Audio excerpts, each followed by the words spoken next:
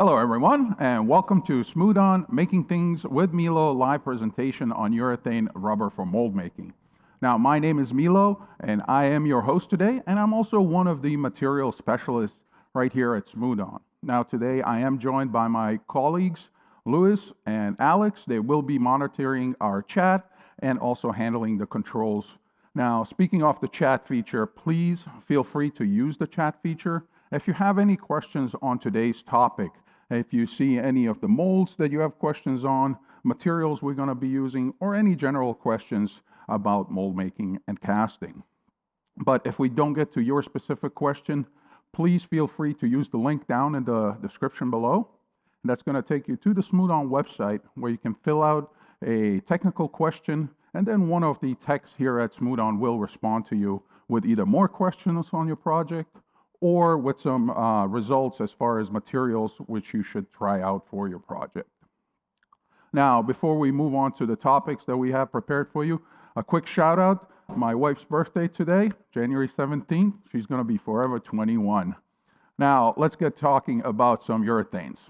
We will be talking about urethane materials for mold making, and that details some of the following topics. We're going to be talking about release agents and sealers for mold making, what the difference is between urethane rubber and silicones, when you should use polyurethane rubber for mold making. We're going to talk about multi-part molds. We're going to show you some of those. How to thicken urethane rubber for brush-on applications. We're going to talk about molding rubber to casting materials, also to coatings and adhesives, as well as some specialty polyurethane products that don't fit in the regular mold making category. Beyond that, we're going to touch up on some common issues with polyurethane materials, such as shelf life, production life, allergies, and moisture. Now, what materials we will be using for today's presentation. If you can just scroll that down, please. We're going to be using the Vytaflex 20. By the way, the number behind the material, such as Vytaflex 20, stands for the durometer or hardness of the products. So we're going to be using Vytaflex 20, Formlastic 48, Rioflex 30, Brush-On 35. We're going to use a thickening agent called Urethane 11. PMC-12130, that's a 1:1 mix ratio and a 30 durometer for those that don't know. PMC-770 with a 70 durometer, a hard rubber, as well as extended universal release agent, super seal. I'm going to talk about some sonite wax, and of course Sculptex oil-based clays. Now, before we jump into the topic of polyurethane rubbers being used for mold making, I wanted to touch up on some of the industries that use and utilize polyurethane rubber products in their daily uses, but we don't necessarily see in our daily life. If you can go ahead and scroll that down, please. Now, the biggest industry that I am aware of that uses polyurethane rubber products is the concrete industry. The precast industry utilizes polyurethane rubber for mold making, and that can vary from very little molds, such as this one right here, that is created for veneer stone. So these are basically faces of stones that you would cast concrete into, and then when you demold it, you have a casting that looks like the natural rock that you made the mold off. Now, small veneer stone pieces like this you'll see in general on facades, on houses, chimneys, fireplaces in homes, decorative elements, gas stations pop up all the time with decorative stone. That's all veneer stone that's been made in precast molds like this. So the concrete industry is a huge user of urethane rubbers for mold making. But these molds are not limited to small and medium sizes. If you drive by the highway and you see those huge panels on the side of the highway that are made out of concrete, usually they're made for noise control, noise blocking, but also sometimes for decorative. Most of those panels also have the same stone veneer decoration, but they're actually made in one shot. So the entire mold can be the size of, truck. So it can be a huge, huge mold that requires a lot of material to make in one piece. Now, beyond molds, you're going to see stamps being utilized, such as this one right here, by the concrete industry, where they lay out the concrete and then they stamp it using a stamp like this to give the final concrete a different texture, a different look. It can vary from tiles to natural stone look stamps that you add to your concrete. Now, beyond that, the art and foundry industry utilizes polyurethane rubber for mold making simply because it's a inexpensive material that they consume a lot of material of. So they will utilize that. Also, waxes for the lost wax technique, casting technique, utilize polyurethane rubber because, again, it's a cheaper material, but waxes don't stick to it. You can get many, many castings out of it without the mold deteriorating. So a product that's heavily utilized in the art and foundry industry. Beyond that, energy and mining, something that we don't think on regular basis in our daily lives, but pipelines, hopper linings, seals, and gaskets all utilize polyurethane products in those industries. Think about material handling, machinery in big factories where they have to grip large pieces and move them around. That grip also, you're going to utilize urethane rubber because the urethane rubber does have a good resistance to sliding. So it has a good grip on material. Beyond that, you're going to see polyurethane material being used in rollers, bushings, vibrational dampers, conveyor belts, rubber coatings, even tires and belts will utilize polyurethane rubber. A lot of material goes into those things being made, but we don't necessarily recognize and see it on a daily basis.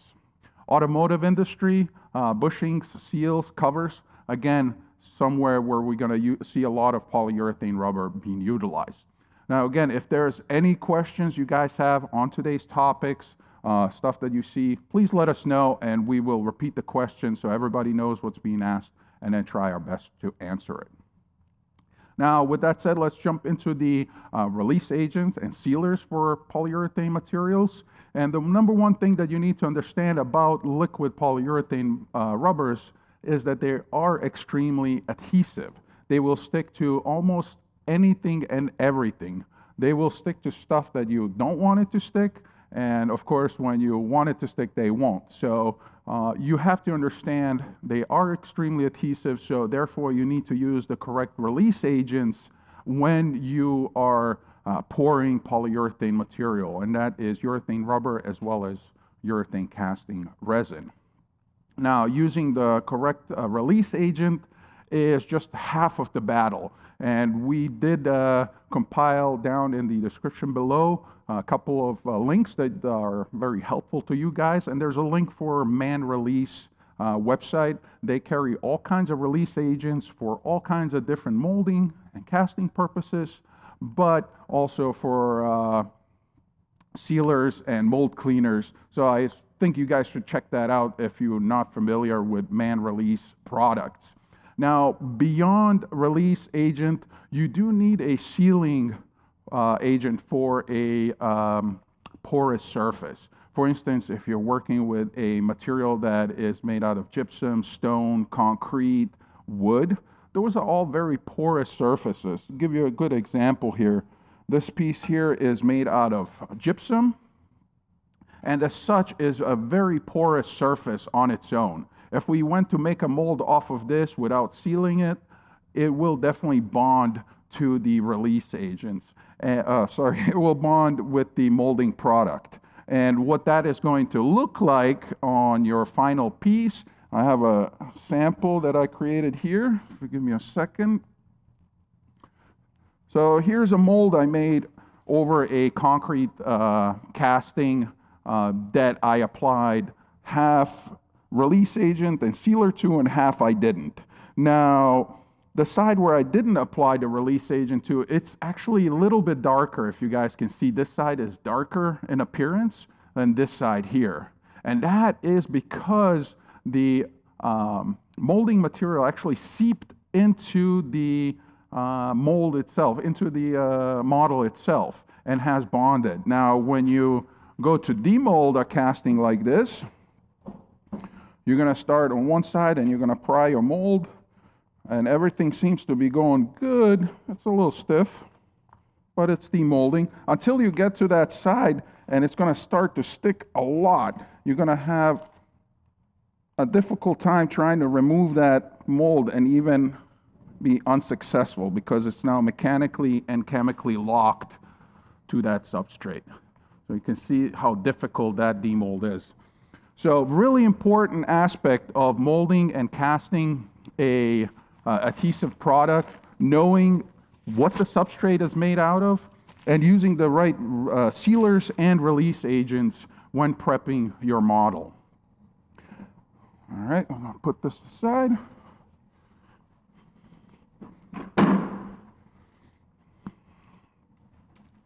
Now, I did prep a couple of pieces for you guys that I did want to cast here.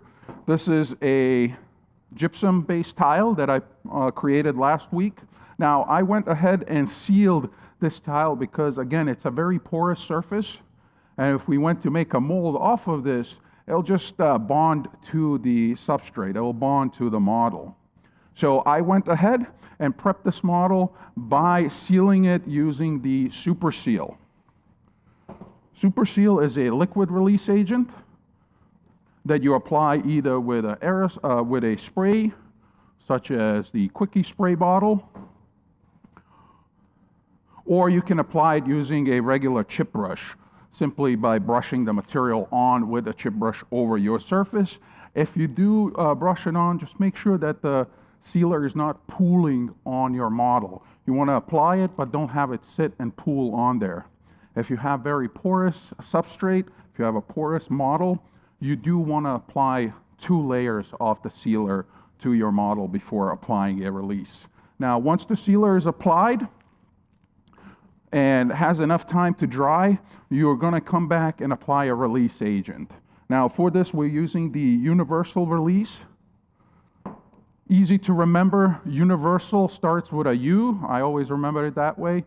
And urethane starts with a U. So easy to remember. Whenever I'm pouring urethane products, I do want to use the universal release agent. Now, before we apply anything, always want to wear gloves.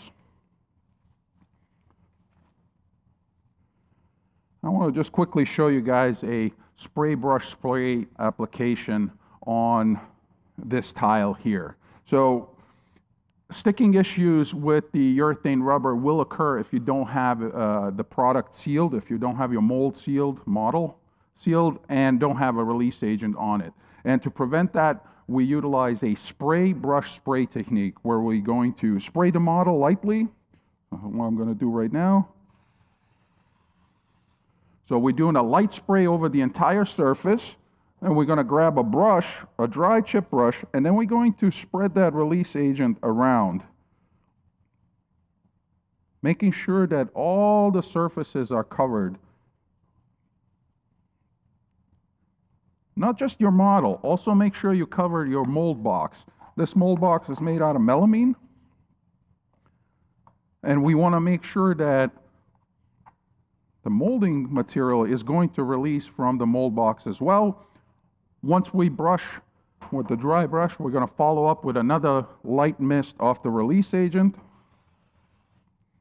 Now this is going to be put aside and allowed to dry for 15 minutes before we apply any molding material over our model, which I will show you guys, of course, in a minute. All right. Alex, can you do me a favor and just play plug number 1? In case you guys want to get some more info on sealers and release agents, we did a YouTube live where we went in depth on the topic, displaying different models. So in case you guys want to check that out, there is a description in the links below that will take you to that video. That was also a YouTube live presentation we did. Okay. I can set this aside.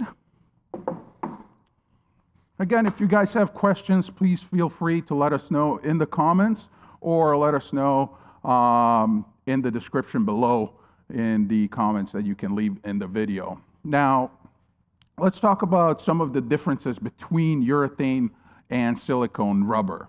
The number one difference, of course, is the chemistry of the two materials. The platinum silicones and silicones in general have a great release property that the material itself offers. So even though you don't put a release agent all over many substrate, silicones will release from most any substrate unless you're pouring against glass or other silicones. But urethane rubbers don't have that release property. So while one is great at release, urethane does not offer that same property, does not have release properties, and a release agent is absolutely necessary whenever you're molding or casting polyurethane products. So number one difference, the actual chemistry in the two materials. Speaking of the chemistry, I did want to mention the fact that polyurethane rubber does inhibit the cure of platinum silicones.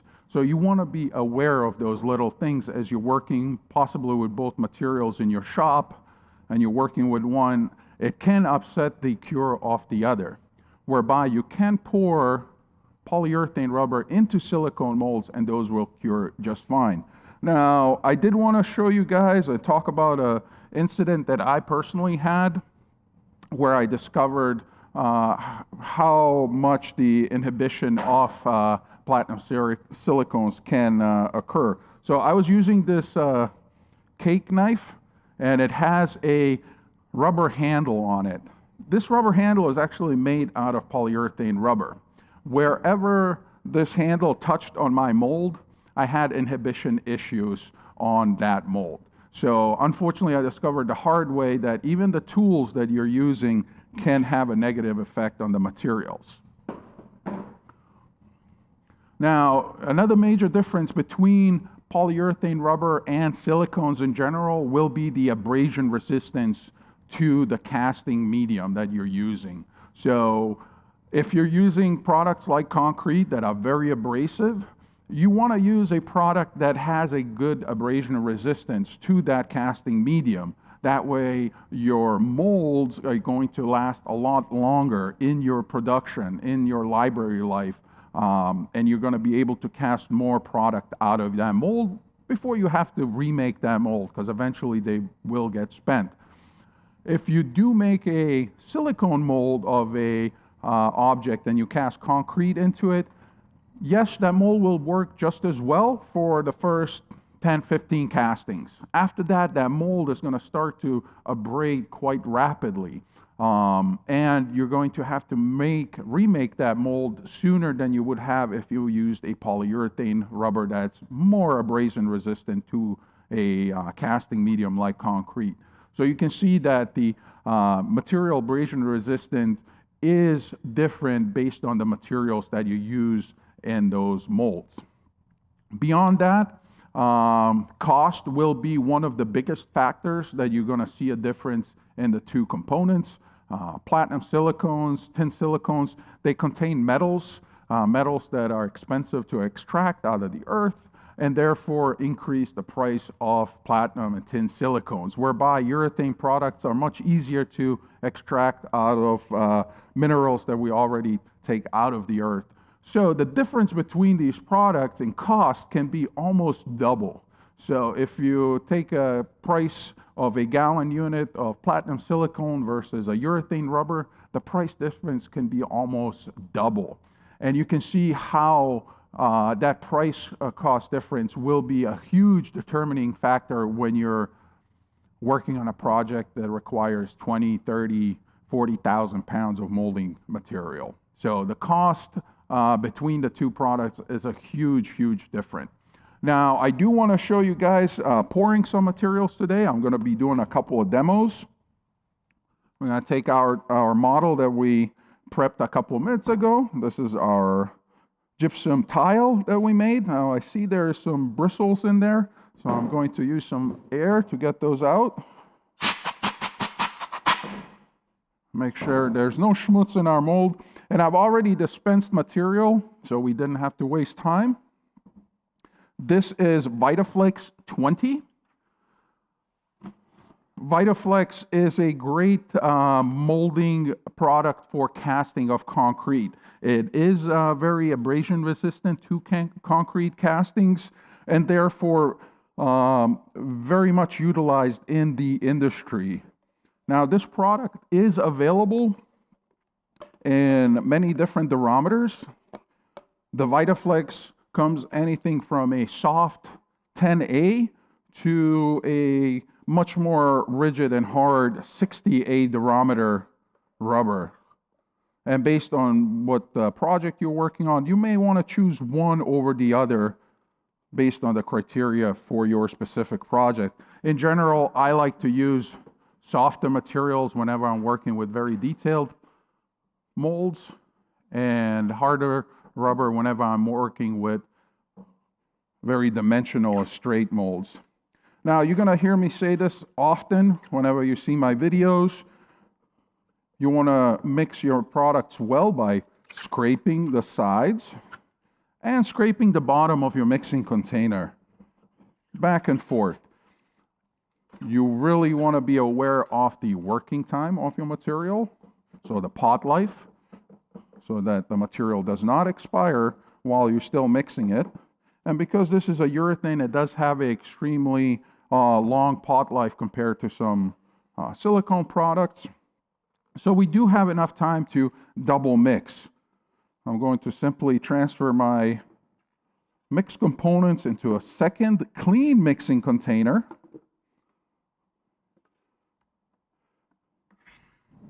And then we're going to give it one more mix.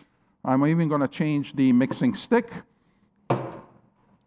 This will be the cheapest insurance that you have that you mix the components well together. Unmixed material can end up in your mold when you're pouring the last bits out of the mixing container. And you can end up with soft spots or uncured spots in your mold. So make sure that doesn't happen. To make sure that doesn't happen, we double mix the material by scraping the sides, scraping the bottom off the mixing container. And once you mix the product, we can go ahead and pour it into the mold itself. So we prepped our model. We applied a release agent. The sealer is applied. The release agent is applied. And now we are ready to pour our material. There's a little bristle in there that doesn't want to leave. Come on. There we go. And we're going to simply pour into the lowest spot off the mold and let the material fill the mold box on its own. Now, when you are pouring like this, this is called a needling technique. You're pouring in a thin stream, which allows the air bubbles to actually pop as the material stretches in the stream. It stretches the air bubbles and they actually pop in the pouring procedure. Now, when you pour the material in the lowest spot like this, you see those air bubbles stretching there? So this will be the easiest way you can degas a product that has low viscosity without having to have a vacuum chamber. As you can see, the material is slowly pouring over the model, and as it's doing such, it's actually pushing the air bubbles away from the model, making sure that there's no air bubbles trapped on the model itself. Now, of course, I see that bristle again, and I gotta remove it before I pour over it. This is gonna drive me nuts.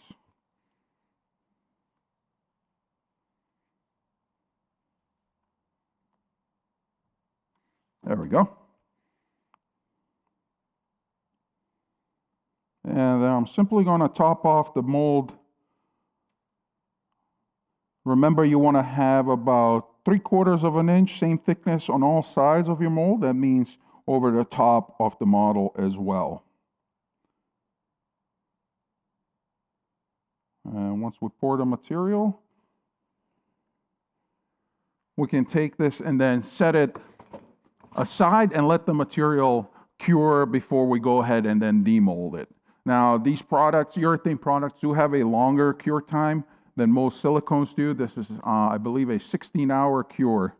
It can be anywhere from 16 to 24-hour cure is very typical for polyurethane products.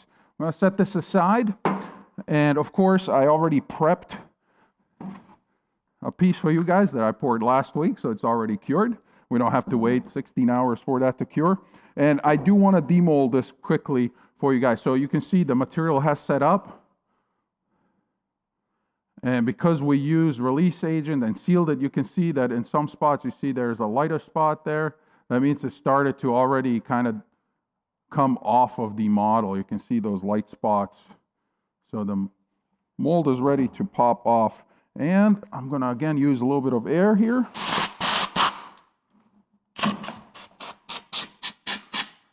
That lifts right out.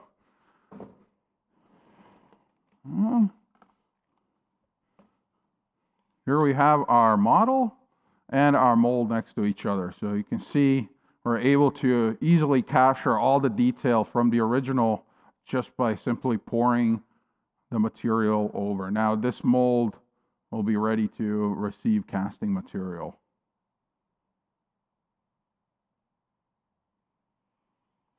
Now, like I said, this material is available in many different durometers.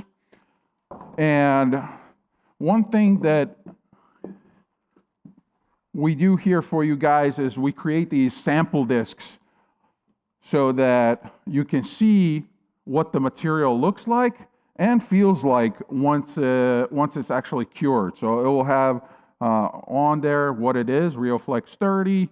You can see the material, you can feel the hardness of it. These are cured sample discs that are available from your direct line distributors of smooth-on products. Alex, if you can please play plug number 2. Our direct distributor Reynolds Advanced Materials will have these for you guys in stock. So if you need to touch and feel the material before you're making a purchase, give them a call. They have different branches throughout the country. Give the branch that's closest to you a call and request from them some cured sample discs, and they will send those to you free of charge. So you can make a calculated decision on a larger project that you're anticipating working on. Now let's just jump into the next topic here. This is when and why you would use urethane rubber for molding products. If we can scroll that down, please, or up. Now, usually when you start projects, you want to start by thinking with the end result in mind. You want to think as far as what am I making? What casting material am I going to be using? And that becomes one of the major factors in the decision making for your molding products. So if you're already deciding that you're going to be casting either, let's say, concrete, gypsum, wax, those are usually products that call for a molding material that is based out of urethane. So urethane-based materials usually predominantly used for casting concrete, gypsums. You're going to see a lot being cast in urethane, and of course waxes in the lost wax art industry. Now, usually that will be the deciding factor that will tell you, I'm going to use either urethane or silicone for my project. Beyond that, you're going to have another set of decision-making factors, such as the, of course, cost factor that we mentioned earlier. The cost factor on a large mold can double or triple the expense of a project for materials that you need to use. So when it comes down to using large amounts of materials, you need to order, let's say, 10,000 pounds of a rubber product. The difference between a urethane cost and silicone cost is going to be so vast that most of the manufacturers are going to opt out for the cheaper material, which is, of course, a urethane. Now, again, we come back to the abrasion resistance, and that is also thinking ahead to the end result of your project. If you are casting concrete and you want to get many castings out of your molds, then using a product that has good abrasion resistance will be important.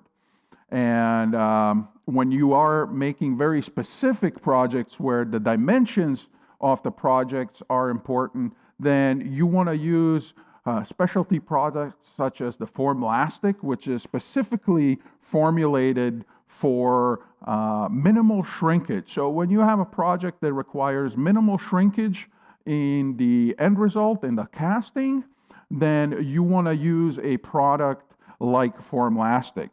Formlastic was, again, specifically formulated for the casting of large concrete structures that require minimal shrinkage. And I do want to demo this product today.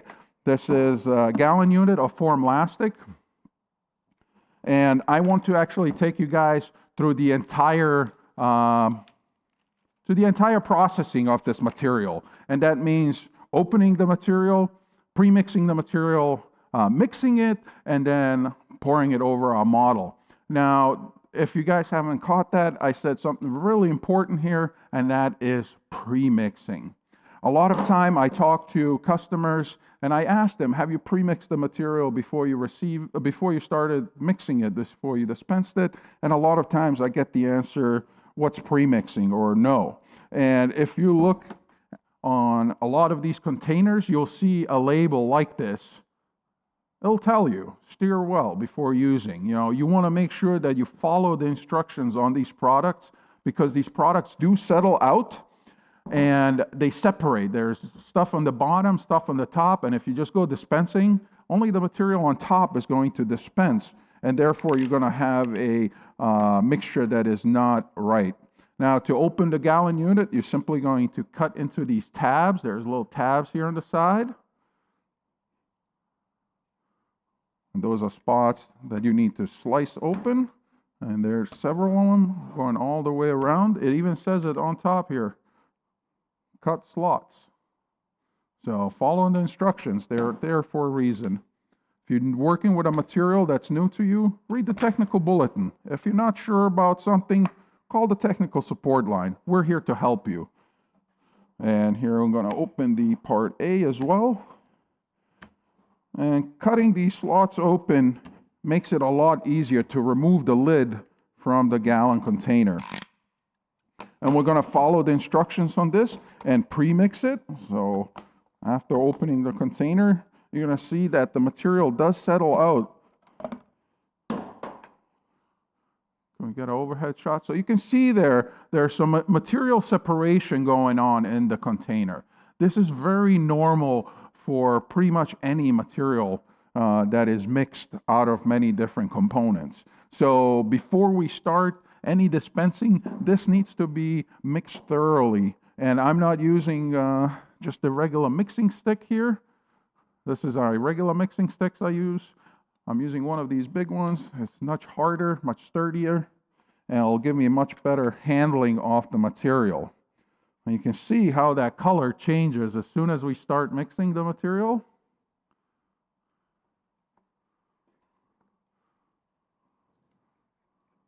Again, here, big difference between the color and the material. A good indicator that the material has separated quite a bit, and a thorough pre-mixing is absolutely necessary before dispensing.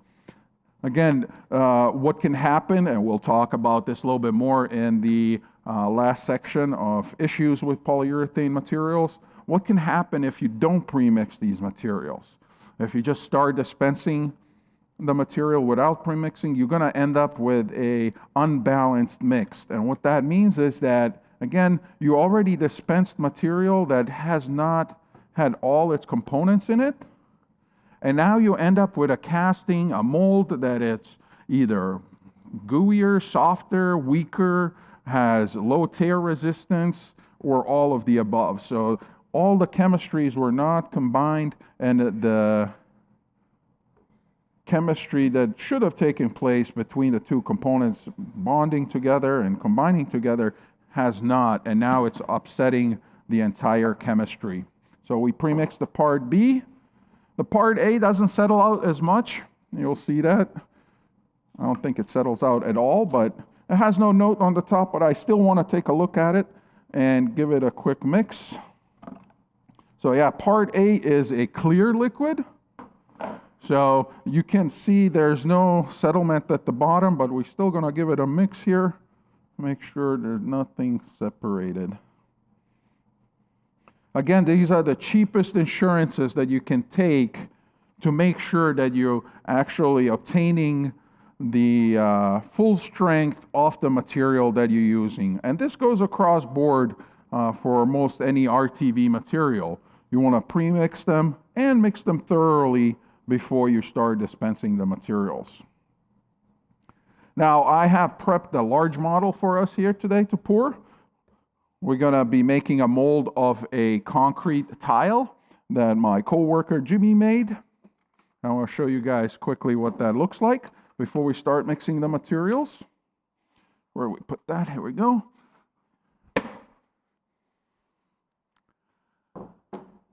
Well, there's always something that goes wrong, isn't there? Could you set me up with a glue gun? So we actually just knocked this corner off here, and I don't feel comfortable just pouring this right off the bat. We're going to glue this back up before pouring. Luis, can you grab me also some Sculptex clay? Like always, there's something that we forget to prep when we do these preparations for you guys. But not a problem. Things are happening in the background. Materials are getting ready. In the meantime, I do want to talk about the Formlastic here. Again, this is a material that is specifically formulated for low shrinkage of the mold itself once it's fully cured. So it's a specialty product that we're going to utilize. And I'm going to be actually mixing up the entire gallon unit for you guys today. So really important that we pre-mix the material because we're going to be pouring the entire gallon unit into the mixing container. And again, we're going to do a double mix just to make sure that we mixed everything well together. Thank you guys, appreciate it. Like we said, we're going to be using Sculptex oil-based clay. Whenever you're pouring large quantities of materials, really good to have this in your shop handy because you can stop leaks with these materials if there's stuff coming in. I think we got a question coming in. We had an earlier question about clay and suggested a recommended clays to sculpt or make the mold of.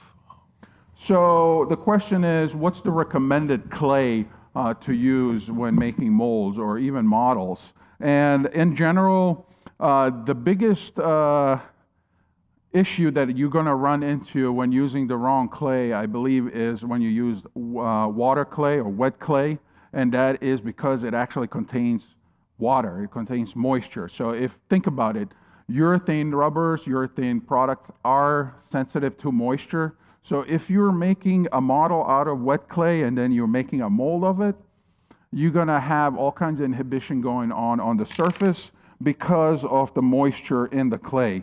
Recommended is the use of oil-based clays such as Sculptex. This is a great utility clay for mold boxes. If you want to do sculpting, there's other Chavant clays that I think are better for sculpting purposes. But for what we're doing here today, Sculptex oil-based clay is a great general use clay. All right. Go ahead. We also have a question about the model or the master mold. Somebody referred to it as that. What is this made out of? So the question is on the model itself. Woohoo! We got Sculptex flying through the air.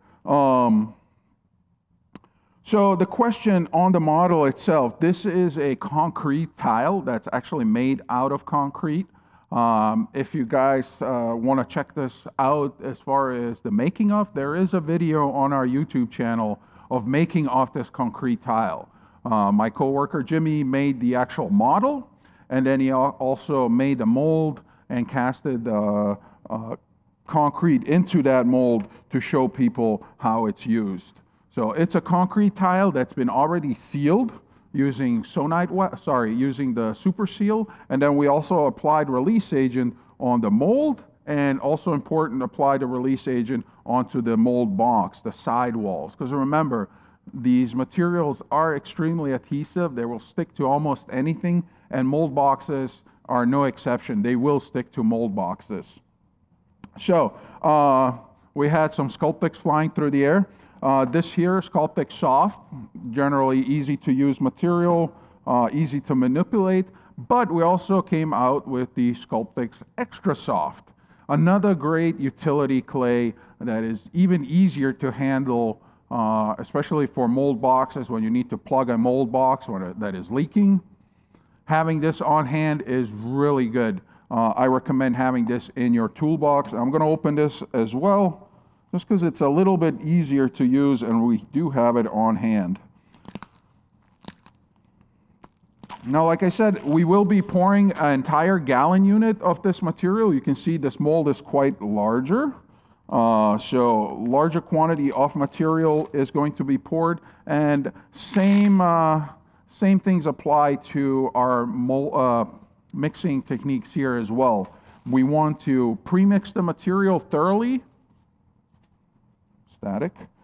We want to pre-mix the material thoroughly in the original container, then dispense it into a mixing container, mix it thoroughly, double mix it, and get it into the mold box. Now, again, we're using a urethane product, which means long working time, long pot life, and long cure times. So I'm not too worried about pre-mixing, about mixing these together and still fixing the mold box in the meantime. We can walk and chew gum at the same time. All right, so we're going to go ahead and dispense our part B first.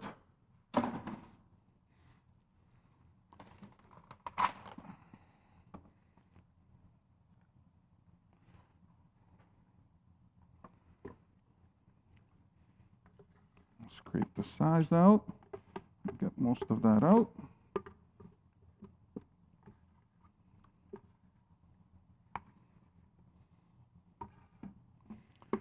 And make sure my hot glue gun is on here. Yeah, we're getting ready. That's good. And now we can go ahead and mix the part A in. And again, I'm using these larger mixing sticks just because you have more leverage over them, more power, better edge, they're stronger. So it's the right tool for the application.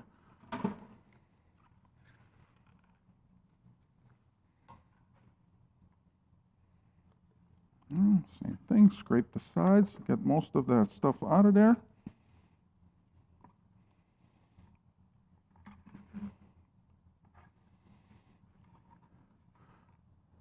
Now, we can start the mixing process, and we're going to repeat the same thing. Scrape the sides and scrape the bottom. It's quite different when you're mixing a larger quantity like this. As always, keep the working time in mind. Even though it's long, you want to keep it in mind, because if it is a short working time, the material will start to gel up and start to solidify, so to say. So you want to make sure you've got enough time to mix it and get it out of your mixing container.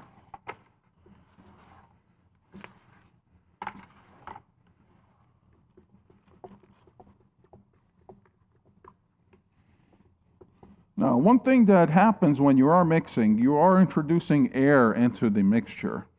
And if you cannot vacuum degas the material, like if you don't have the vacuum chamber, you don't have a vacuum pump, then pouring it from up high in a low stream is the best thing that you can do. And of course, choose a material that has a low viscosity so it flows very well. All right, so we mix this pretty good.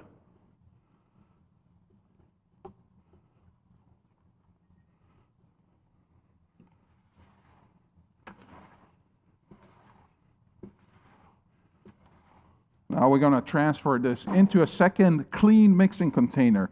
I can't stress enough that you should be using clean mixing containers. If you do recycle the mixing containers, it can lead to material issues. So I've seen issues with materials coming out of containers that have been repurposed, reused. So clean mixing containers avoid a lot of headaches and issues down the line. All right, scraped almost everything out of there. Put this aside. And then we're going to give it one more mix. Now, why this is important? Everything that was at the bottom of the previous mixing container is kind of now at the top, and everything that was at the top is now at the bottom. It gives us one more chance to mix everything thoroughly together, making sure that we don't end up with material that has soft spots in the mold.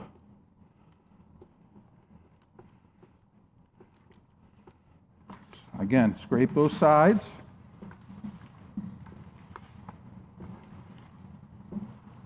And scrape the bottom of the mixing container with the mixing stick.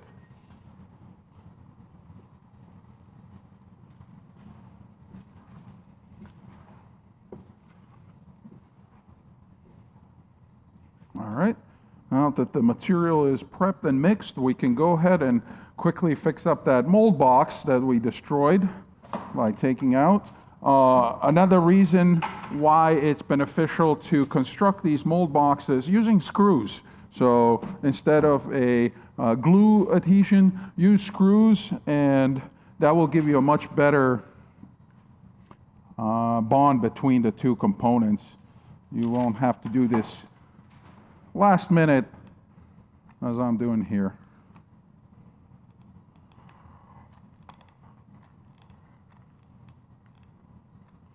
All right.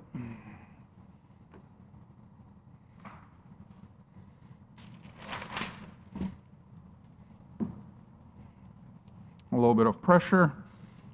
Fun fact about hot melt glue, it's really hot. So make sure you don't touch that stuff like I do. And like I said, have some of that oil-based clay ready so that if there is a leak somewhere on the outside of the box here, you can easily and quickly plug it using the oil-based clay, because it's soft and easy to manipulate. B, the material will not penetrate through this clay. It's actually nice and thick material, so you can use it easily to plug any leaks that you may have on your box. And just as a precaution, I'm going to actually put some right at the corner here. I have a weird feeling about this mold box. It does not like me because I made it break. One more corner here, just to assure there's no material that leaks out of there. And then we can go ahead and pour the material that we mixed. Now we're going to use a new glove.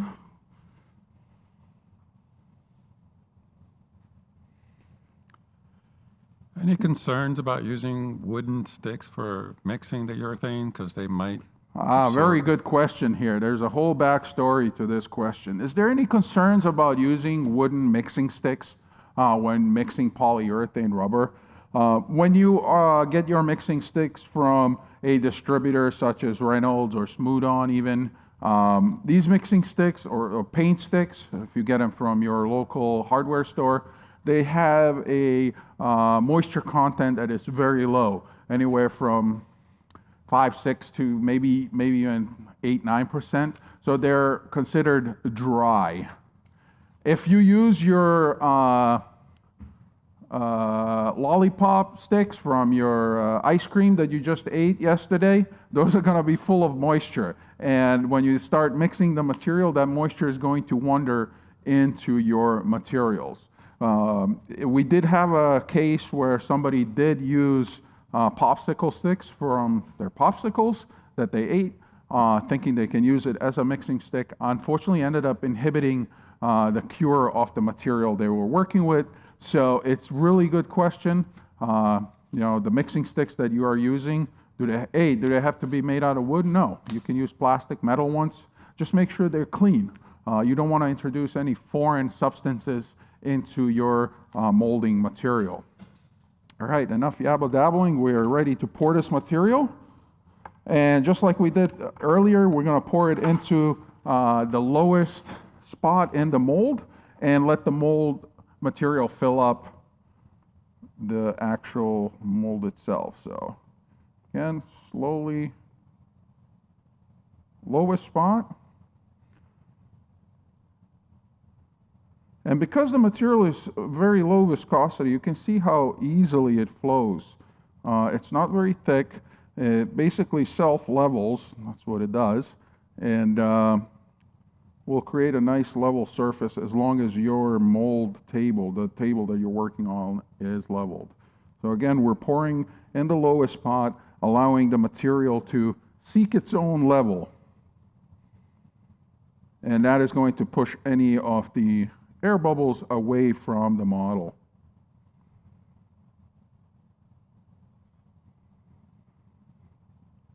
Now again, just going back to the material that we're pouring here today, this is Formlastic 48. 48 stands for the diameter of the material. And this is a specifically formulated material to have low shrinkage. Ideal for making molds of objects where the dimensions of the final castings that are coming out of those molds have to be very exact, very true to the original.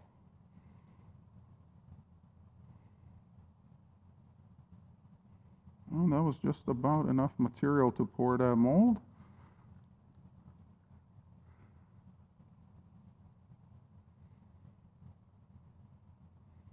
And there it is. Now the rest of the material will level out in the mold box on its own as it moves down. All right.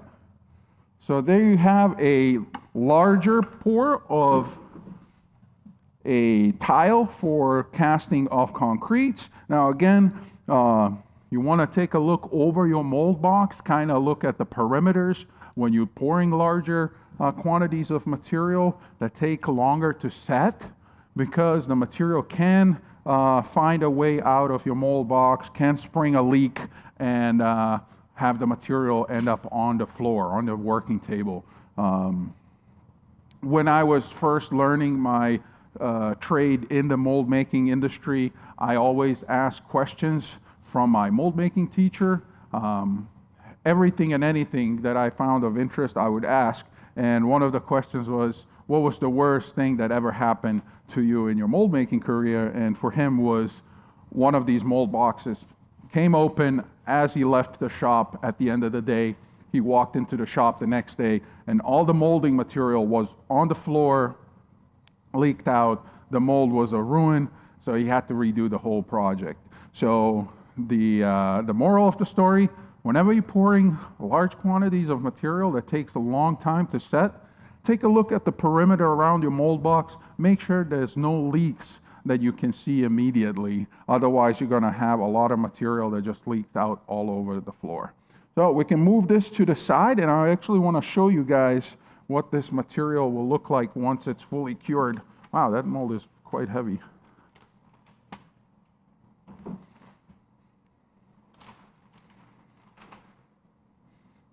All right, put this aside here.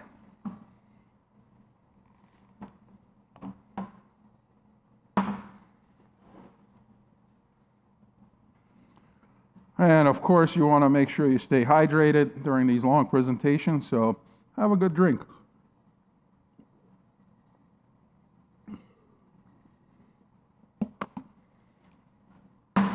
All right, so once that mold is cured and demolded, this is what it's going to look like.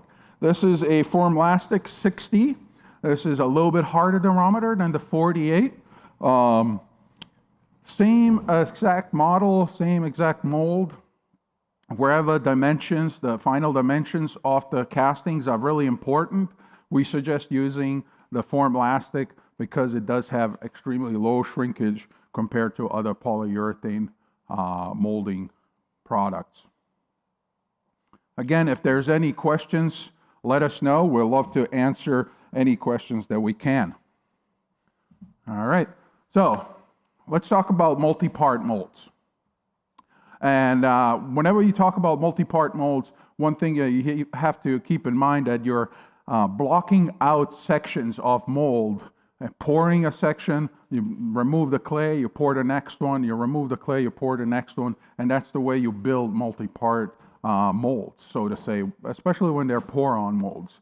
One of the most important things that you have to consider when working with block molds like that, where you're using clays, is the fact that you want to use oil-based clay. So Sculptex clay, great utility clay that is utilized for that purpose. Because, again, something we talked about earlier about the clays that we have a question on is the clay actually does contain moisture. If it's wet clay, if it's water-based clay, it will contain water. Those are the clays that dry out. If you leave them open, it just dries out, cracks, and that's it. You have to add more water to reconstitute it. Oil-based clay don't have that issue. They don't contain moisture like that. They're not going to be an inhibiting factor for your mold box. So really important to understand that the clay that you are using for your separation line is important. Now, I do have one particular model that I do want to show off. Here, this is a 2-part block mold. But what I want to show you is that this is also set up in clay. This is a polyurethane rubber mold that was poured over clay. And because it was set up in clay, it's easy to put these keys into the mold. So once you set up your clay, you can simply go around with a acorn nut and press these keys into the clay. Once you pour the material over that clay, those keys are going to be captured in your mold, therefore going to align the other half of your mold perfectly. So this mold here was made using the Sculptex oil-based clay for the separation. I'll move that aside. We'll talk about that mold a little bit more. This is made out of Compat 45, another specialty urethane rubber made specifically for casting of silicones. Here's another block mold made out of urethane material. This is quite neat because it has a removable support shell that's easy to handle. And we have 2 parts of this mold. There's a core and there is a outer jacket, so to say. The jacket is what captures the detail of the casting. This is what the casting is going to look like on the outside. This here is the inner core that keeps it hollow and makes it a vase, basically. On the bottom, we have a key. So this is a carved-in key all along the bottom with a orientation key right here on the side. This orientation key tells me that only this side right here, this side here, will fit on that. So I know that every time I put this mold together, this side has to go here in order for the mold to fit together. But important part, again, we used oil-based clay to make the separation channels in between when casting the different parts of the clay. Now, let's go back and talk about the very first topic that we talked about when we started this presentation, and that's the sealer and release agents. Whenever you do make multi-part block molds, you have to make sure that you are releasing each section from the other. So this section has to be released from that one. Otherwise, if they do stick and you have to cut it open, you lose that key function in your mold. Therefore, the castings coming out of your mold are not going to be as clean. So keep the end result in mind as you're working with these projects, to making sure that we're releasing the different parts of the mold are important, but not only the mold itself, that it's released from itself. Make sure that the mold box that you're using, you treat the same way. Melamine is a non-porous surface. So even though it's non-porous and you won't get a mechanical lock with the substrate, you can still get a chemical lock, a chemical adhesion between the substrate and the molding material that you're using. So using the correct release agent and sealer on the mold box is really important. Now I did set up somewhere, I'm going to move this aside.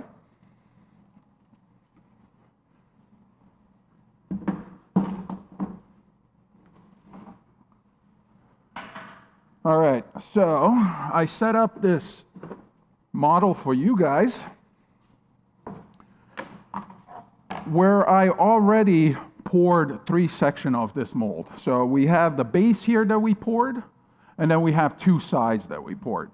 Again, keep in mind how this was made. Everything you see here in rubber used to be silicone. So, sorry, did I say silicone? I meant oil-based clay. So all these sections used to be made out of the Sculptex oil-based clay. As I prepare a section and put keys into it, we pour a section, we remove the clay, and we move on to the next part. At this stage right here in this mold, we're at a stopping point where we're making the last section of this mold. So we made 1, 2, 3 sections. We're finally making the last section. We have our pour spouts in the legs here. We don't have to worry about those. Keys are already put in. And so the other parts, there's, this is definitely an orientational key. And if you can zoom in right here, Alex. So in the clay itself, I did a little stamp that reads the Roman numeral 2. You can even see it here too. Ooh, my finger. So that identifies this section of the mold as the second section. So whatever corresponding part goes onto this side here is going to have that number 2 imprinted in it. So I know automatically that those 2 sections that have the numero 2 in them, they will go together. That's my orientation for the mold. Now going into doing what we preach, we're going to apply some release agent to the already set up rubber. Again, we want to make sure we wear gloves when handling materials.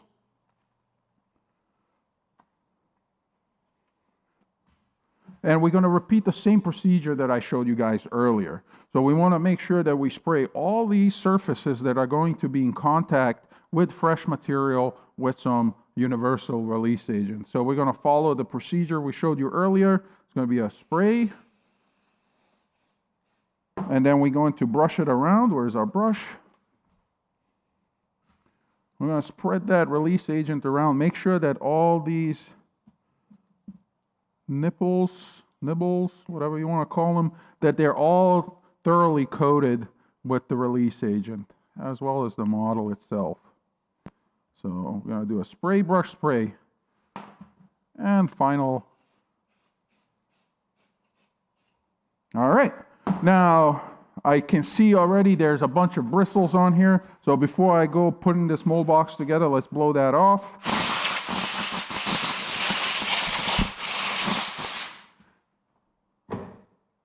And then we're going to put the mold walls on here.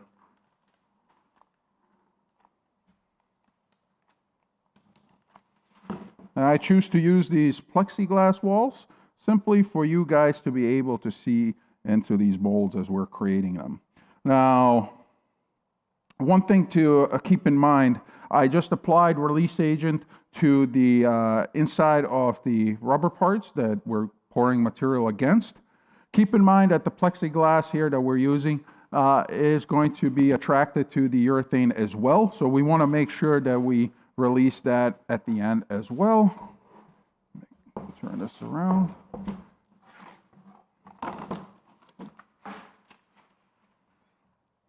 Sorry, just gotta unplug this. There we go.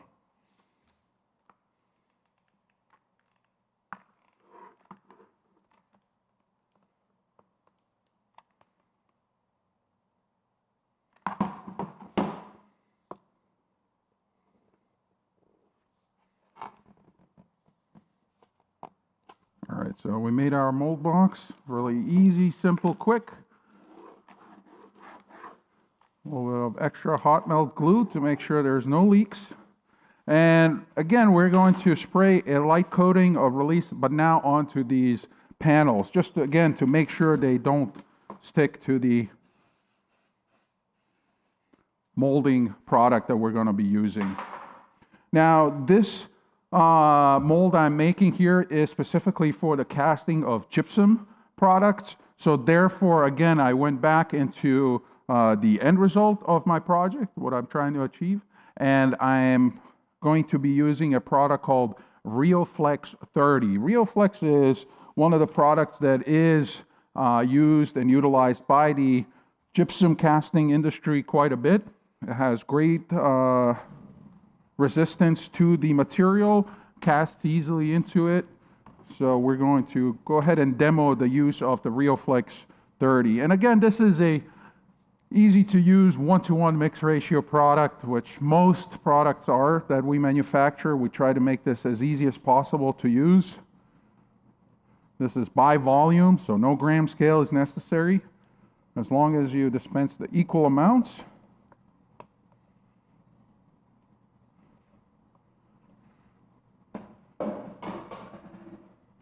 That one went for the other hoop. Missed that completely.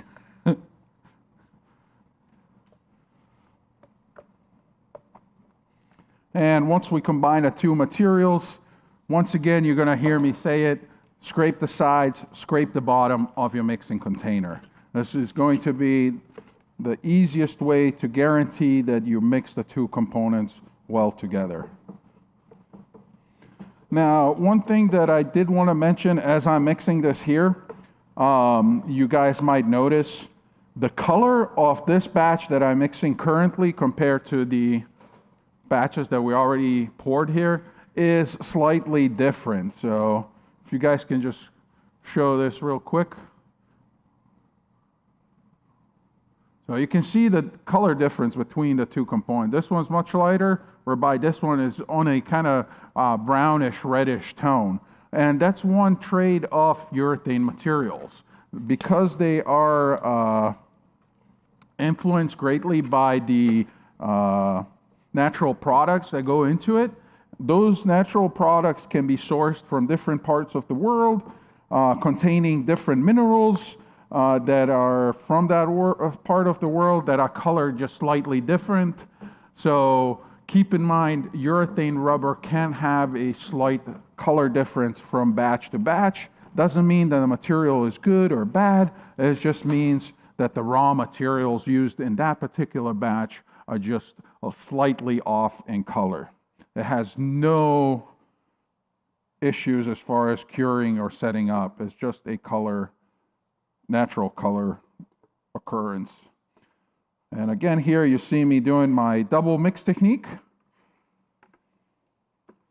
Once again, this is the easiest, cheapest way to ensure that you have a good mix between the two components, between A and B.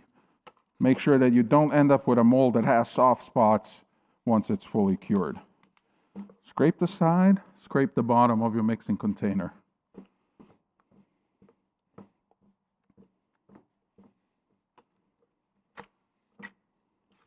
Now again, you can vacuum degas these materials if you need to, if it's important for your project. We're not doing that right here. We're going to simply pour the material from up high. All right, I set up my mold box. And once again, we're pouring the product on the lowest spot in the mold box and allowing the material to make its way up, filling up the mold box, filling up the cavity that we created. Now, once again, great thing to have Sculptex oil-based clay on hand. In case there is a leak that springs, we're going to be easily able to plug that leak using the Sculptex, not losing the entire mold. Now, one thing I'm noticing here, we're a little short on material.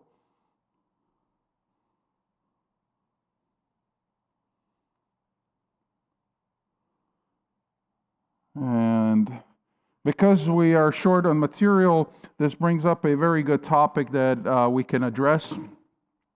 I just poured a mold. Check this out, guys. Perfect example of bad mold making. Yes, we're not perfect. We're not all robots here. Some of us are human. So oil-based clay sticks to almost any surface easily and can be used to stop and plug those leaks. Again, this will save our mold from complete destruction, complete loss, and we'll be able to utilize what we have.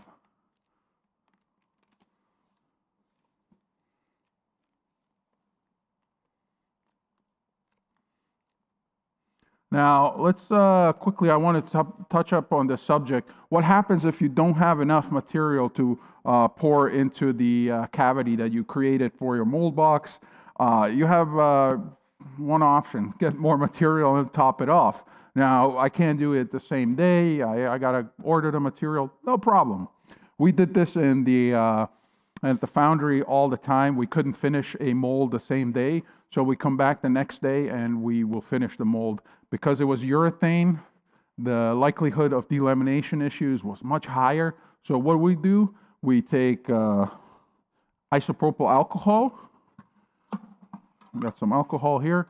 We would take some alcohol and we would actually brush it on the surface of the already cured rubber, clean any dust particles off of it, and let that dry. Once it's dry, you can go ahead and apply new material. At this point, if you just pour the material and you can top it off, because we have some more over there, just grab some more material, mix it up, and top it off. But we're going to move on to the next section, which is going to be, actually, before we do that, Alex, can you play plug number 3 for me? I did want to mention the fact that we did do a YouTube live on multipart block molds that is available for you guys to see online. So if you go to our YouTube channel, you can check that out. It goes much further into detail as far as how to make block mold successfully. You can see how many keys are in that mold. That mold is going to create much better castings than a simple 2-part block mold. So a lot of keys, lots of parts there that are moving to create very intricate parts. So again, if you want to see more detail on block molds and how they're created, check out the video we did on block mold specifically. There is a link in the description below. Now, let's talk about thickening of urethane rubber for brush-on applications.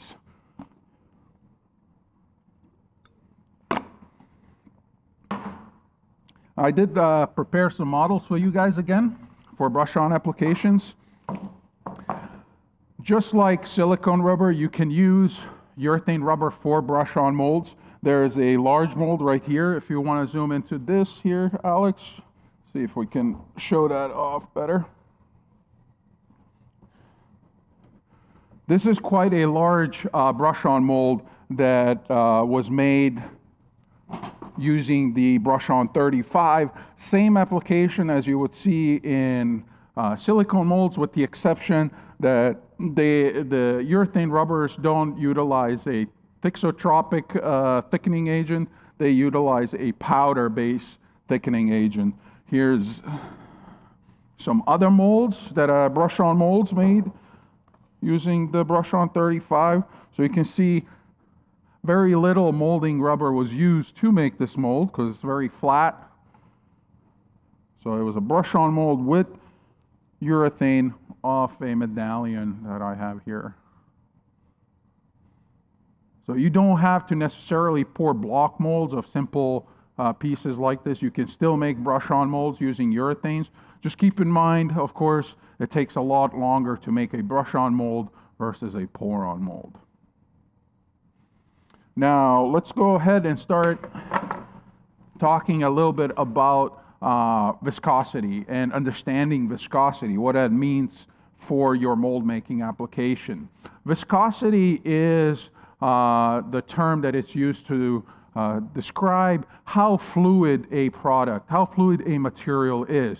To give you a good example, tap water that you get out of your sink, usually has a viscosity of somewhere about 60 CPS. So the lower the number, the more liquid the material.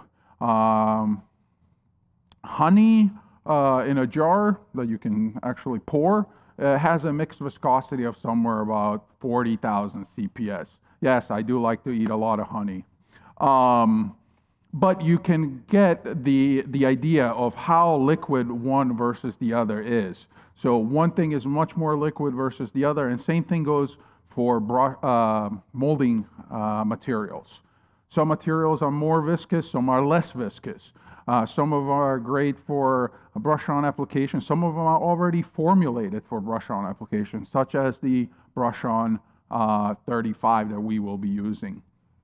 Now, like I mentioned, for the thickening of rubber, brush-on rubber for urethanes, we don't utilize a thixotropic chemical such as the Thivex for silicones. If you saw the silicone brush-on mold demo that we did, in this case, we're going to utilize a powder filler that is used for thickening of the urethane rubber. There's two powders that we use. They're called Urethane 11 and Urethane 9.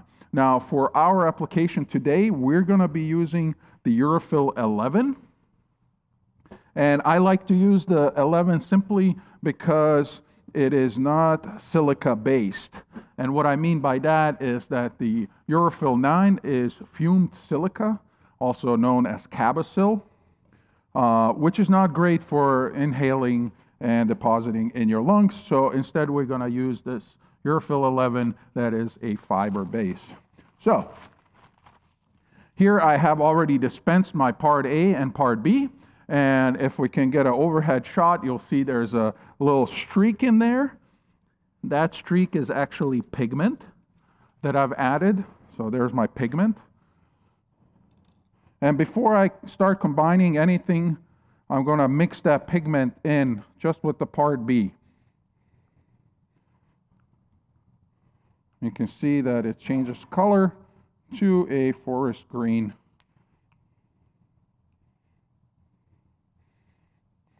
Now, why do we do the pigmentation here? It's very simple. We do this for differentiation of the different layers that we're applying to brush-on molds. So if you're making brush-on molds, it's really helpful to change the color of each layer as you're applying them so that you can actually see where you're applying the material. All right, I can start by simply dispensing these into a mixing container. Again, these are clean mixing containers we utilize. Now you can see that the part B is so thick already because it's been thickened for brush-on applications. But the initial thickening of the brush-on 35 is just enough so that the material doesn't completely run off of your model. If you are applying the thickening layers of your mold, such as the 2.5, where you're filling in any crevices, you're filling any undercuts, if you're just adding thickness to the overall mold structure, then you're still going to need to add some of the filler. And again, this is Urethane 11. We're going to be adding this as a one part A, 1 part B to 1 part of the filler. That's a good starting point. And personally, I don't add it all in one shot. As you work with these materials, you're also going to have your own preferences for materials, how you mix them, how do you work with them. And I mix it in with the part B, making the part B even thicker than it was before.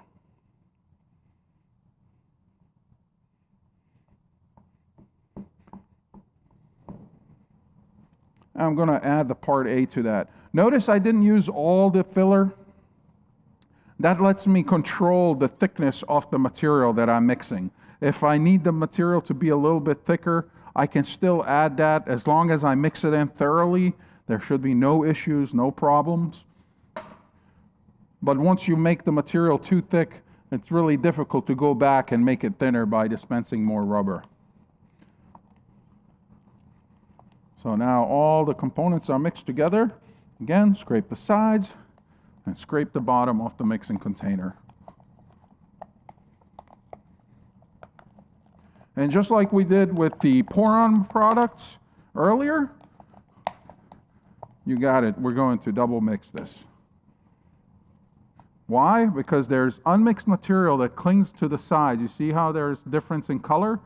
So that, I don't want that ending in my mold, so a double mix will take care of the unmixed components. Keep in mind as well that the thicker the material, the harder it is to mix it in general, just because of the viscosity being so high. And again, on that note, the lower the viscosity, the lower the number of viscosity, the more fluid the material is. The higher the number, the thicker the material is. So I'm going to get rid of that.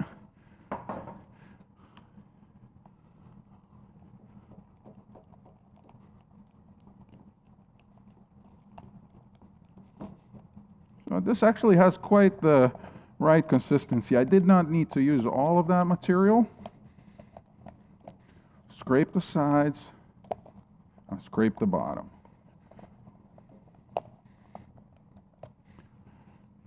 I should have showed you guys this before, but this is now the mixed viscosity. A little lower, there we go. So you can see the material is still moving. There you go. It's still moving, but not as fast. It has a lot of vertical grip, and that's what we want.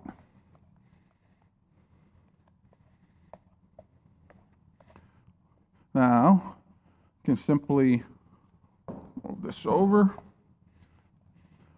Now, I can go ahead and brush this material onto our sculpture.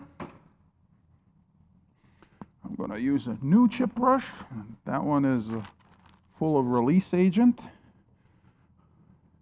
And now I can go ahead and brush the material onto my model. You can see how much thicker this is compared to the layer underneath. It has more grittiness to it. You can automatically see it. It's that filler that we added to it. And that's how you build up the thickness of a mold when you're doing a brush-on mold application. Because if you don't thicken up the material, it will take you, 7, 8, 9, 10 layers to get the right thickness for your application. But when you thicken up the material, you only need to do 2, 3 extra thicker layers to build up that mold thickness where you want it to be.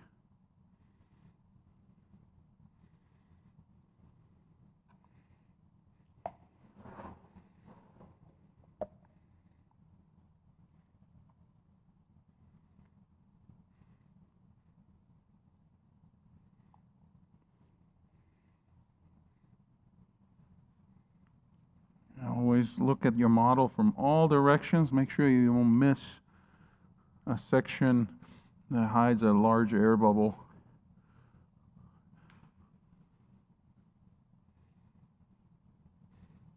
Now, you can see also that this layer is a lot choppier, I guess is the word.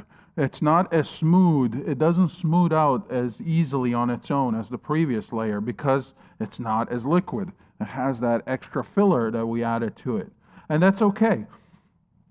On the 3rd, 4th layer, it's fine to add these thick applications of rubber. The last layer of the rubber that you're applying is really where you want to come back to the softness, the smoothness of the rubber, and not mix any of the thickener and just cover the entire model with the brush on without any thickener. Now you can go over the material like that, over the model, and smooth out some of that, but it's still going to retain that grittiness of having that extra filler in the material. All right, so that's a thickening application of brush-on 35. Now, we're not just going to leave it at that. You can actually thicken other products that are made with polyurethane using the same technique. Sometimes I mix a very thick batch of the material in order to apply the separation shims that I pre-make in aluminum channels. You might have seen this in other videos that we have done. It's a technique that I picked up from my mold making teacher.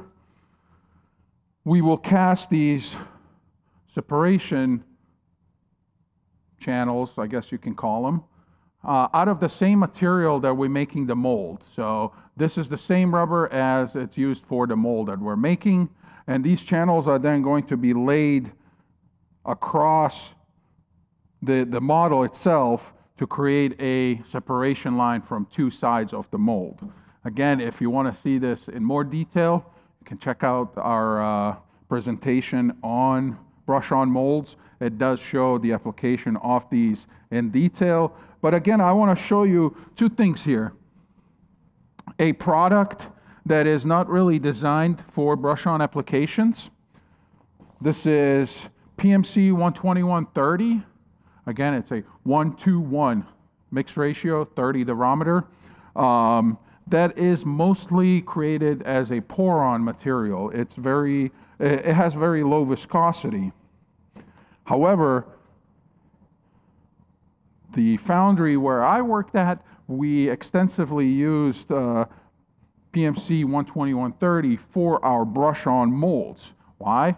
It is very inexpensive material compared to other molding products, so that we attempted to utilize that material. But because it was made for pour-on applications, we had to use quite a bit of thickening agents to make sure that the material stays in place. So here I am mixing 2 parts of the filler with the urethane rubber. And again, I'm just going to start with one of the fillers, mix that in.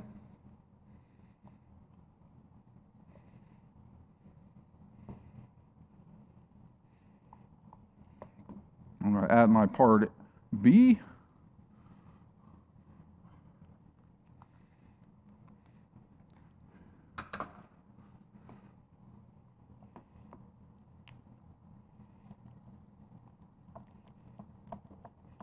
Once again, we're scraping the sides and scraping the bottom of your mixing container to incorporate those components well together.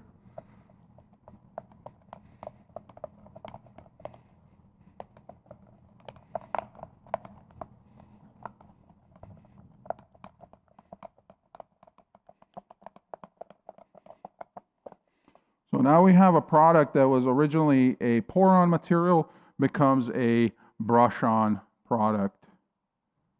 You can see there the unmixed material on the side of the cup. You see that? Well, make sure you scrape those sides.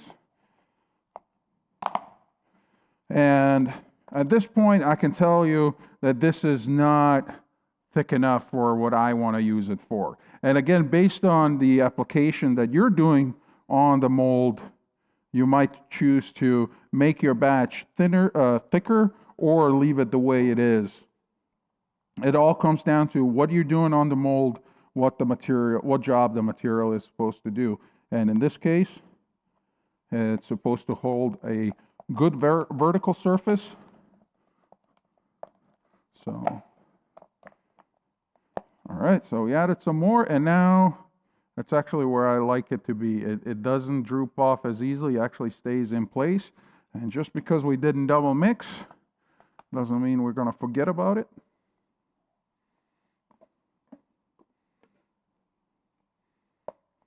Product is dispensed into a second clean mixing container.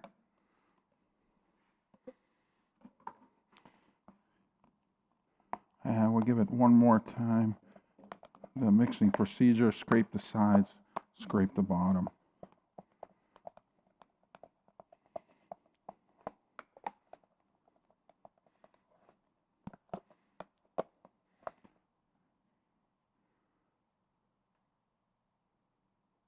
can see how thick that material now is. Doesn't droop off. Perfect. That's exactly what we need. So once you have the material mixed, you take your model over. We already pre-cut these channels. And I can simply take some of this mixed material, apply it to the mold itself, and apply it to the separation channel that we already poured. We put some of that on the back. And now it's put into the rubber mold. Wow, that looks like a total mess. Let's move that. You see how much material squirted out on the sides, and it's kind of like just a messy area. So now you come back with your sculpting tool and you clean that area. You feather it out, and you can see how nicely that stays in place. It doesn't run off, it just stays in place. Same thing on the other side. Come down and feather it out. That way, when you are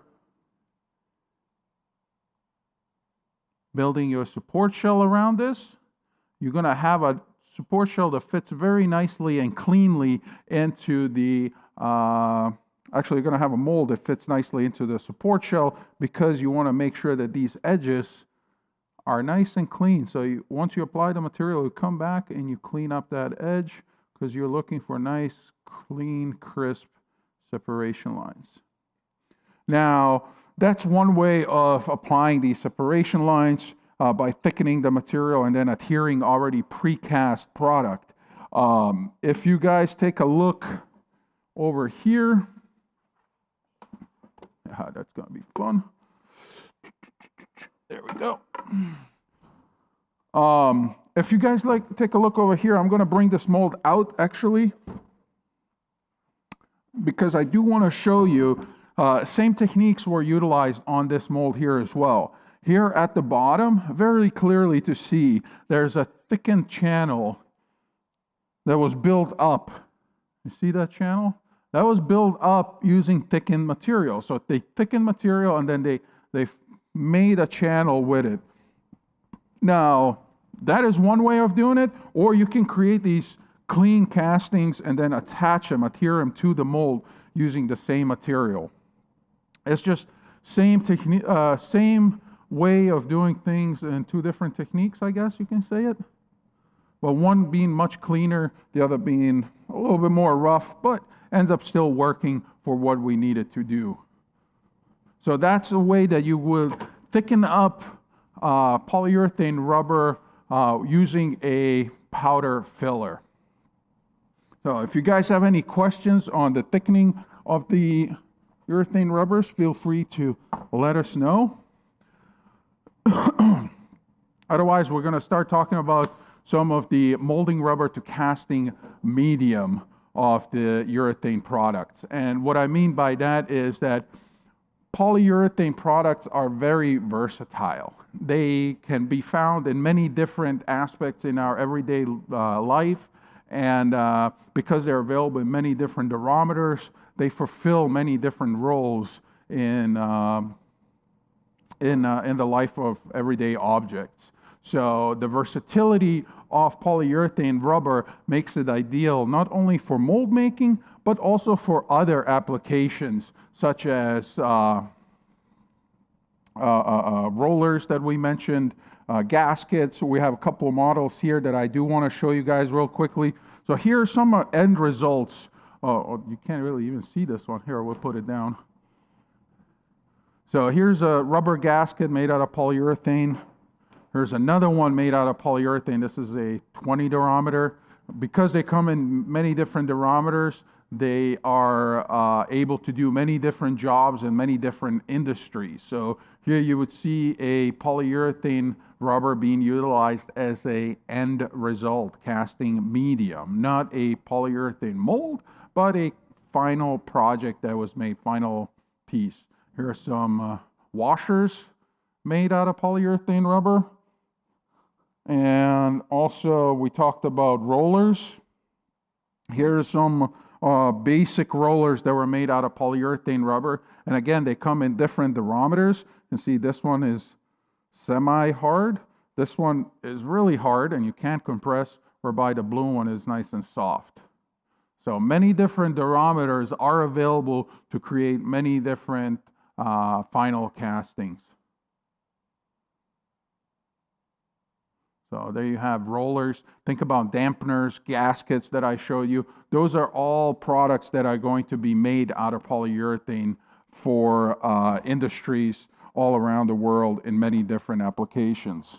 Now, beyond being used as a casting medium, you will find polyurethane rubbers being used as coatings and adhesives. And for that, I do want to show you this door hammer that we made here. This is made with urethane rubber coating and a foam inside. So the urethane rubber coating is on the outside and makes the outer shape of the piece much more durable. So it's resistant to scratching, to ripping. You can still compress it, but it has give. It's not going to just simply rip and be destroyed. So that's a very typical application. In this case, this is a product called Uracoat. And we did not just simply coat the end piece in the Uracoat.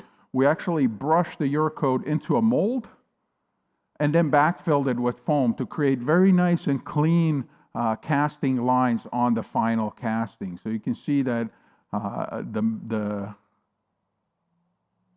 Uracoat captured all the fine detail of the mold, but didn't add any texture on its own because it was used as a brush-in material inside a mold. Beyond applications like this, you're going to see flexible rubber coatings on playgrounds and roller coasters. So you know those bumpers in the roller coasters. They usually have some kind of urethane coating that protects the casting material inside from wear and tear. That usually occurs pretty easily. Now, beyond coatings, you're going to find urethanes in adhesives such as the Urabond 2. Now, I don't really have an example of the Urabond in use, but here's the product as it is. It's an adhesive, two-part adhesive. This is a trial kit, a small trial kit of it. If you guys want to see it being used, there is a video we did on a torn urethane mold where we repaired the mold using the Urabond 2. Again, that will be available in the description below. There we go. Thank you, Alex. So there's a video where we repaired a polyurethane rubber mold that was torn using the Urabond 2 adhesive. This is usually used in applications where a flexible bond is required. So you don't want something that's rigid, it's going to crack apart easily when you start bending it, but something that's going to stick together even when it's put under stress and being bent and moved around. So that would be an application where polyurethane products are used in adhesive applications. Again, if there's any questions, let us know. Yes, we have a question? Sure, I have one here.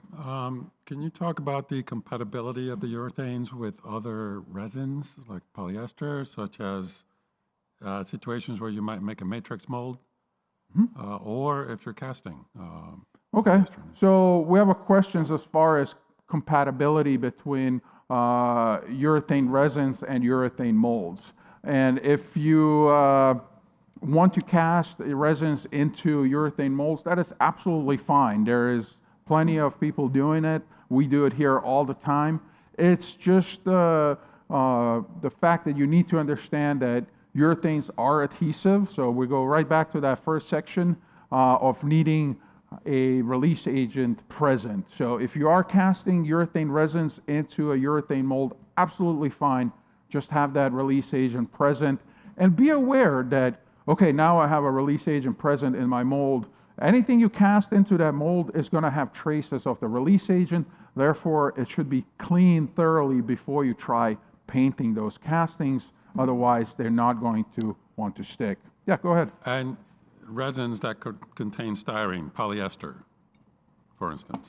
That is true. There is products that do contain styrene that no matter what is not going to have a good casting result in urethane, even with a release agent.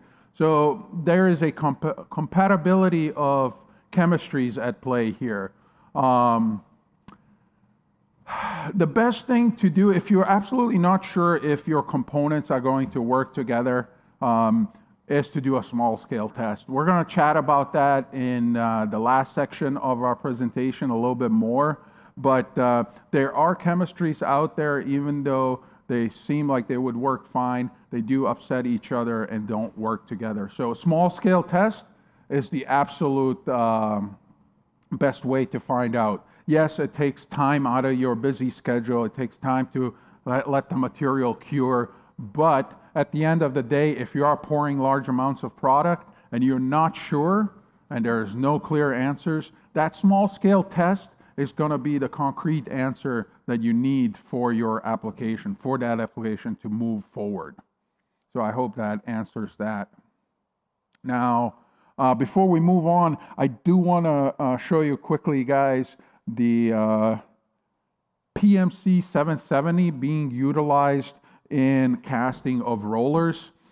This is a very simple mold that was given to me by a coworker. He brought these bushings to me and he asked me to make some that are harder for him. The ones that he had were too soft, so he asked me to make harder ones.